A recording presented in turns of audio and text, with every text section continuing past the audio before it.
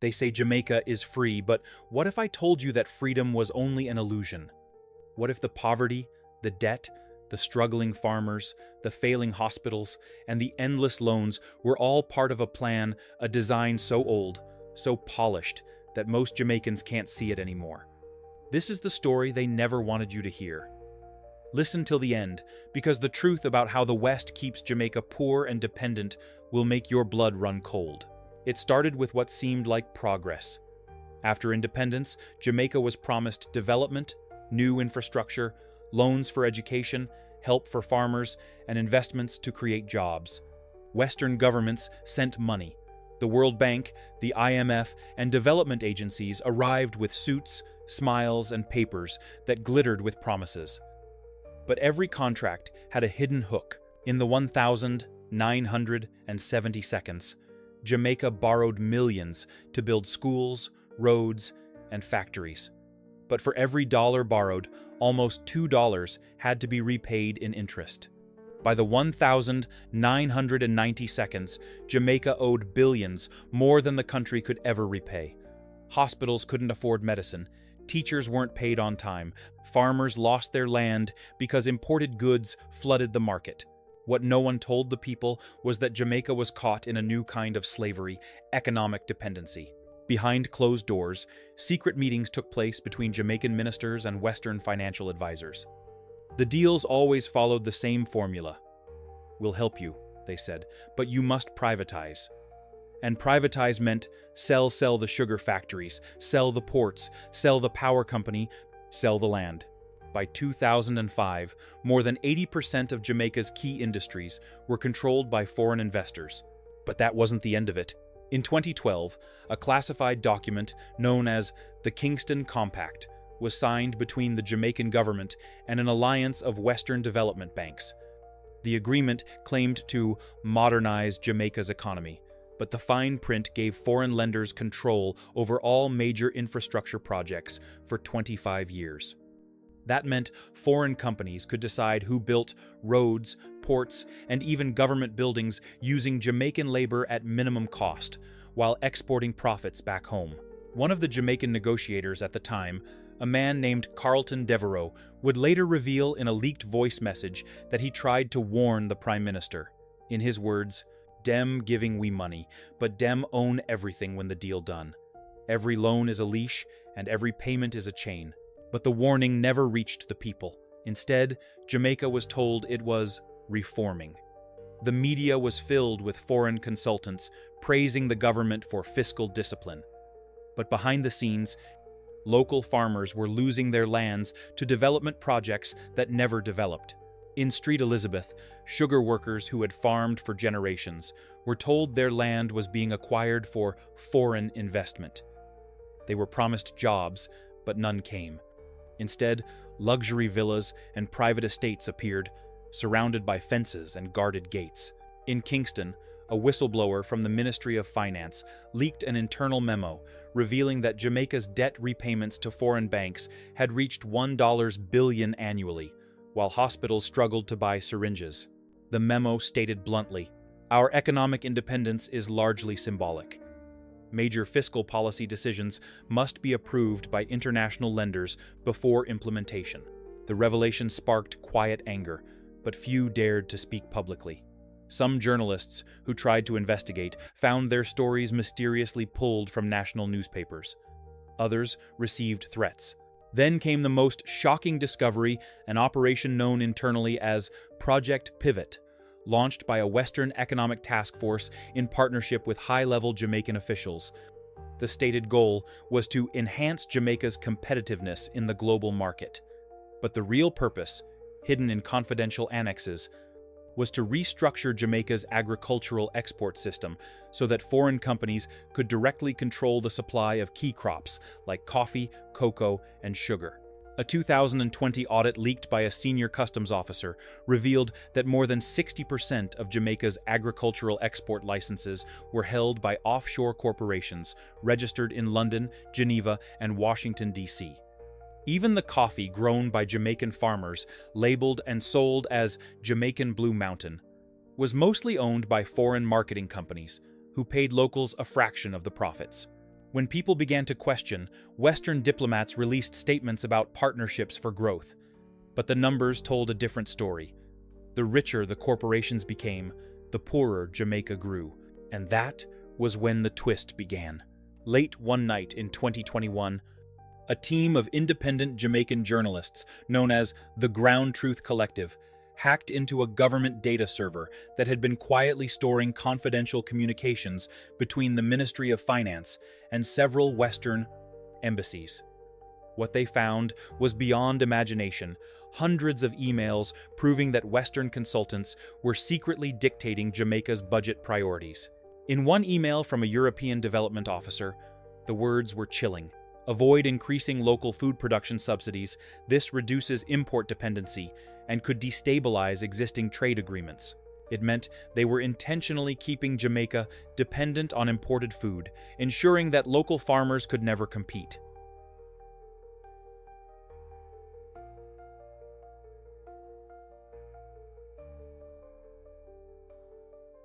The journalists knew they had uncovered a scandal big enough to shake the entire region. But before they could publish the story, their leader, Tyrone Wade, vanished. His last known message was sent from his phone at 2:47 a.m.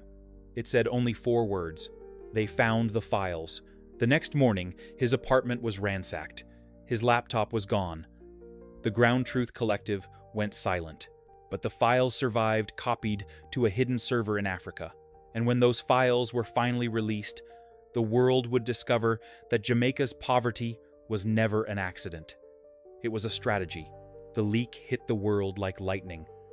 Within 24 hours, the files from the Ground Truth Collective spread across social media, WhatsApp groups, and local radio.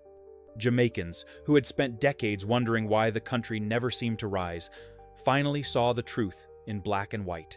Emails, financial memos, secret reports, all proving that foreign consultants and bankers had been writing Jamaica's budget behind closed doors. One document, labeled Confidential External Coordination Framework, showed the full extent of control. It listed key national projects: schools, hospitals, highways, even the national water system. Next to each project was the name of a foreign partner, mostly banks, aid agencies, and corporations with special approval powers. Jamaica couldn't move a dollar without external permission. Another file, simply called Debt Strategy 2030, revealed a jaw-dropping goal. The International Finance Coordination Unit, a Western-led team operating inside Jamaica's Ministry of Finance, had projected that Jamaica's debt would remain above 90% of GDP until 2035, even under successful reform. To have munder, that meant Jamaica was never meant to escape debt. The so-called reforms were built to fail, to keep the country borrowing forever. A voice recording leaked alongside the documents featured a male Western consultant, laughing as he told a colleague, "It's a beautiful cycle. We lend, they pay, we lend again. Every 5 years, they celebrate growth. Every 10 years, we buy more land." That one quote spread across Jamaica like wildfire. Radio stations replayed it every hour. The words became a symbol of humiliation and awakening. At Halfway Tree, a crowd gathered spontaneously. Old women, taxi drivers, university students, and Rastafarians stood side by side, chanting, "Dem lend we chains, not money. We want back we land." The protests grew. In Montego Bay, demonstrators blocked the main road to the airport, holding banners that read, "We not poor, we been robbed." But inside Jamaica House, the atmosphere was tense and panicked. Prime Minister Everton Clark called an emergency meeting with his cabinet. Only a few knew that Clark himself had been copied on several of the leaked emails. One of them showed him personally thanking a foreign development advisor for guidance in managing public perception. In the leaked audio, Clark's voice cracked with anger. "Whoever did this destroyed the country's reputation. We must deny everything. If people believe this, we finish." But not everyone in the room agreed. Minister of Agriculture, Nadine Sinclair, known for her quiet honesty, slammed her folder on the table. "Prime Minister, we cannot deny what's written in our own files. We've been selling out our people for decades. Our farmers can't grow because imported products kill the market. We're being managed like a colony." Clark glared at her. "You're out of line," he said. That was the last time anyone saw Nadine Sinclair in a cabinet meeting. 2 days later, her resignation letter appeared online, handwritten, reading, "Jamaica cannot rebuild on foreign orders. The soil must feed its own." Her courage inspired thousands. For the first time, cracks began to show inside the government. Meanwhile, international media picked up the story. BBC, Reuters, and CNN covered it cautiously, calling it a developing situation. But on Caribbean and African networks, the language was sharper. "Jamaica, under economic occupation," one headline read. Then came the most shocking twist, a file buried deep in the leaks, named Crown Trade Protocol. It was a confidential 2019 agreement between Jamaica's Ministry of Industry and a powerful European trade bloc. The deal claimed to provide preferential market access for Jamaican goods, but in exchange, Jamaica had to limit agricultural exports to certain quotas and import a fixed volume of Western goods annually. In simple terms, Jamaica was legally required to keep buying products it didn't need and forbidden to grow or export too much of its own. It was a quiet, legal form of economic handcuffs. A Jamaican economist who reviewed the files said in an interview, "It's not aid, it's control. They designed the system so Jamaica can never become self-reliant. Dependency is the product, not the problem." By now, the protests had turned into a national movement. Students launched a campaign called Number Free the Economy, demanding all secret contracts be published. Churches opened their doors for community meetings. Even police officers whispered their support. But something darker was happening in the shadows. Tyrone Wade, the missing journalist who had vanished before the first leaks, suddenly reappeared. Or rather, a video of him did.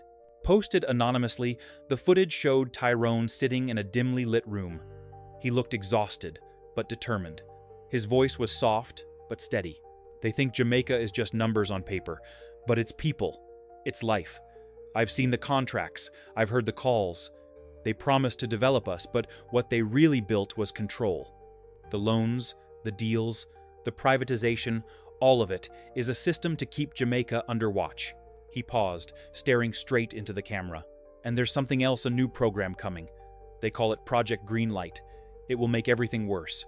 They say it's about climate resilience, but it's really about taking the last thing Jamaica still owns." Then, the video ended. No one knew where Tyrone was, or if he was alive. But that message, Project Greenlight, sent chills across the nation. What was it? Who was behind it? That question would lead to the biggest revelation in Jamaica's modern history and expose a plan so dark that even longtime government insiders refused to speak of it aloud. 2 days after Tyrone's video appeared, Jamaica was in chaos. The island buzzed with fear, anger, and curiosity. Every radio call-in show, every taxi, every bar conversation revolved around one phrase, Project Greenlight. No one knew exactly what it was, but everyone could feel something dangerous was coming. The government remained silent. Prime Minister Everton Clark canceled all public appearances. The Ministry of Information released a brief statement dismissing the leaks as digital fabrications. But that only made people angrier. The streets of Kingston filled again, this time not just with protesters, but with ordinary citizens, holding flashlights and candles, shouting, "We are the light! We will expose Greenlight!" That night, an anonymous account posted new files online. They were marked Top Secret, Restricted Access. The documents came from the Ministry of Science and Technology, and at first glance, they looked harmless proposals for solar farms, smart energy grids, and green development projects. But as Jamaicans read deeper, the horror became clear. Project Greenlight wasn't a plan to protect the environment. It was a massive, foreign takeover disguised as climate aid. Under the program, Jamaica had agreed to let a coalition of Western corporations manage its national electricity grid, agricultural irrigation systems, and water reserves for 25 years. The companies would modernize infrastructure in exchange for performance-linked payments. But the fine print stated that all profits, patents, and technologies would remain the property of the foreign consortium, not Jamaica. In short, the nation's power and water systems were about to be sold off, piece by piece, under the banner of saving the planet.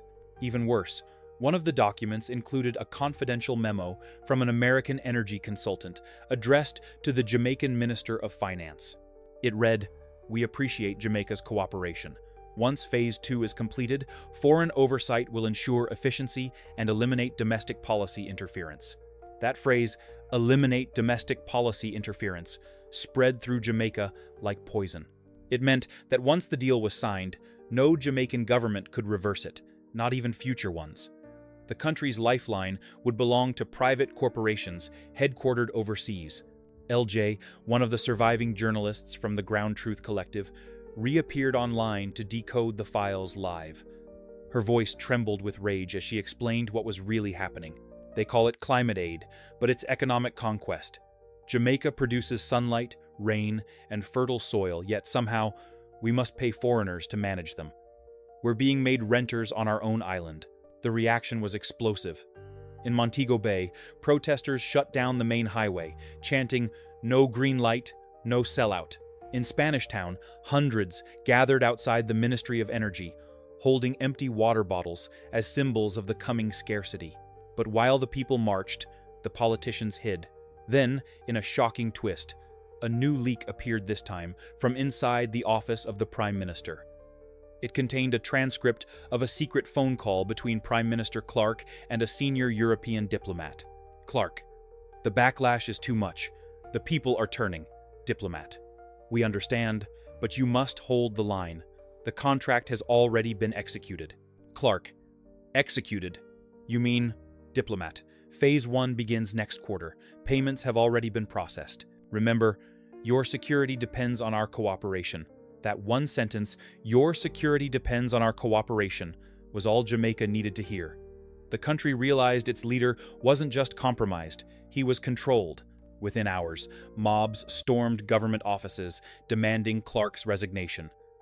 Police were ordered to intervene, but some refused. Others joined the protesters.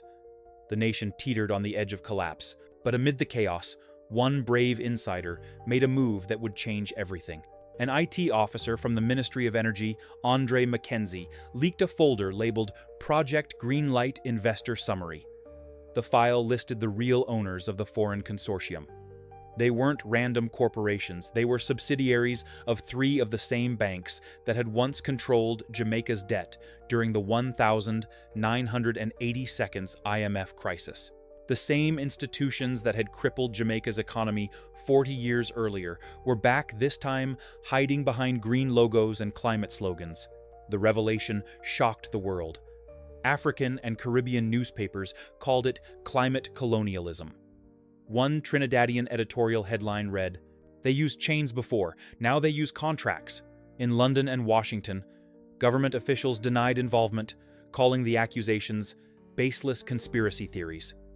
But the evidence was undeniable. Emails, phone records, and bank transactions all linked back to the same networks that had been profiting off Jamaica for decades.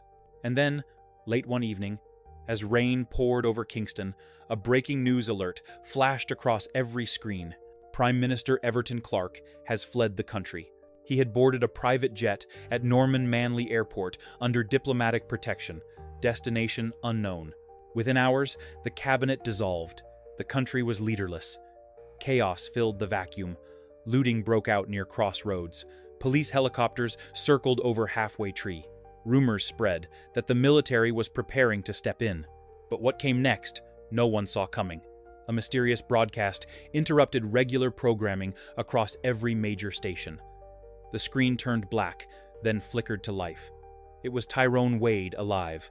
He looked thinner, his eyes sunken, but his voice was calm. "I told you to listen till the end," he said. "Greenlight is not just about Jamaica. It's the blueprint.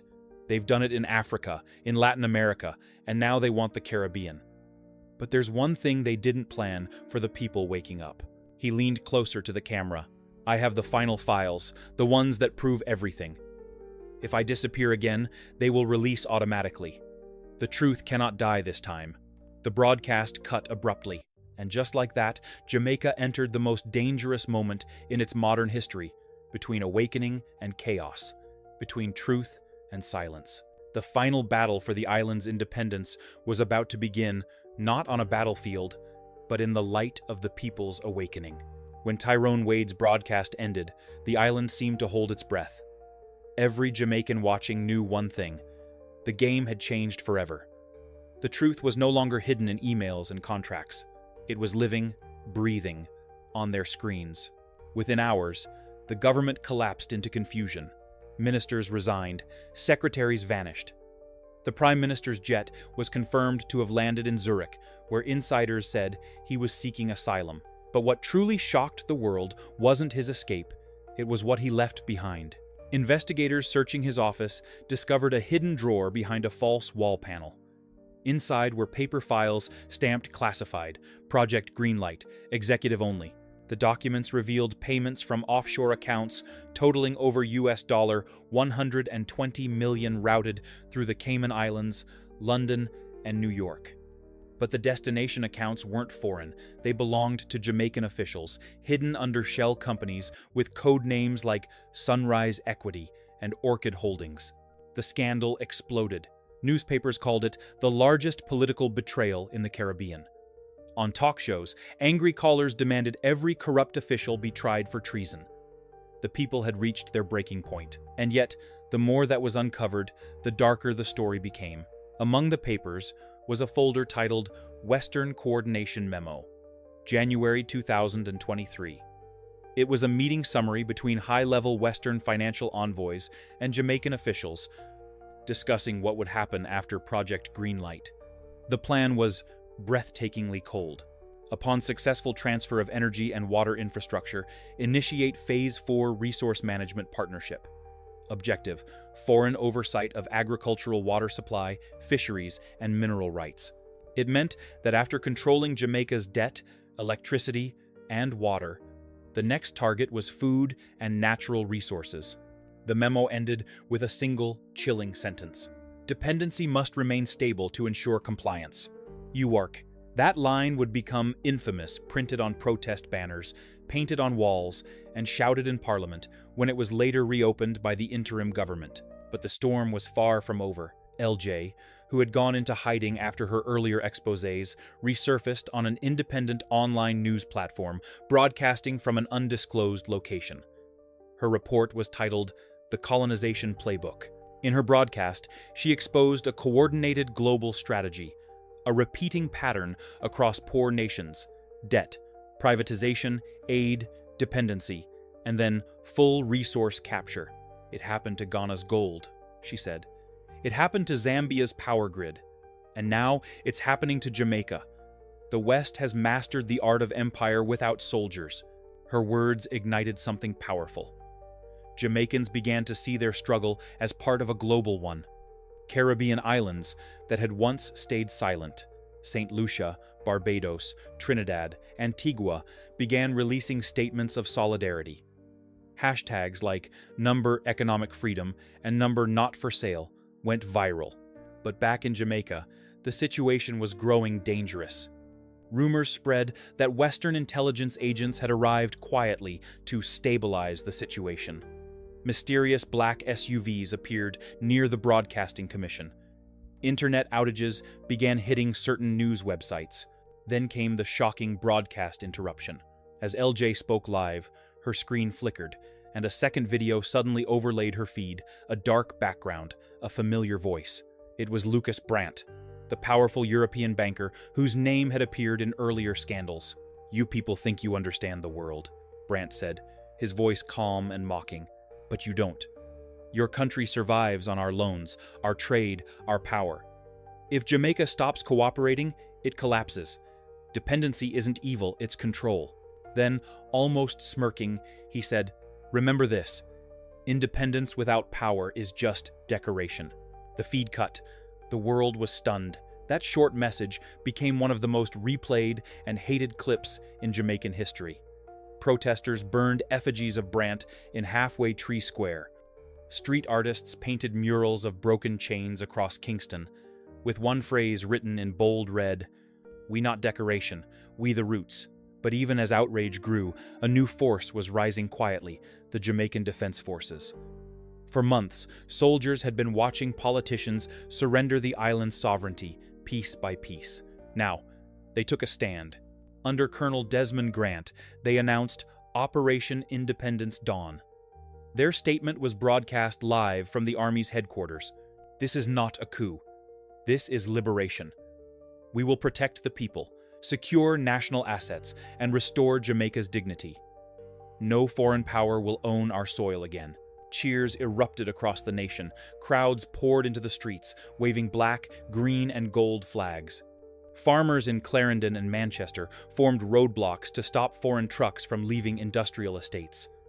Dock workers in Kingston Harbor shut down shipping lanes, refusing to load any foreign containers.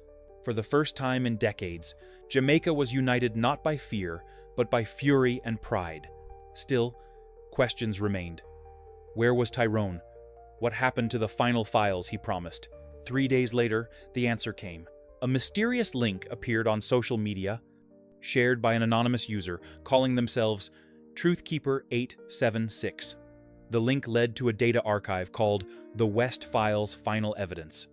Inside were over 2,000 documents, including signed contracts, encrypted voice notes, and internal correspondence between Western diplomats and Jamaican ministers. But one document stood out among them all, a classified memo from a Western Intelligence Committee titled Strategic Dependence, Caribbean Energy and Influence Confidential. The memo stated plainly, direct control of Jamaica's essential infrastructure ensures compliance with regional security directives. Maintaining economic fragility is vital for preserving influence.